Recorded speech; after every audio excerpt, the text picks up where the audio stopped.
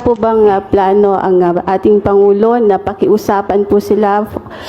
Kayo po, wala po ba kayong plano bilang Pangulo ng ating bansa para pakiusapan mo sila na huwag nang ituloy yung impeachment dahil baka abala nga naman po sa trabaho ng ating gobyerno at syempre sa buhay at pamumuhay ng ating mga kababayan?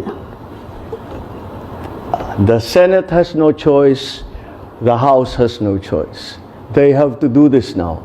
Once the impeachment complaint was filed, tumakbo na ang proseso.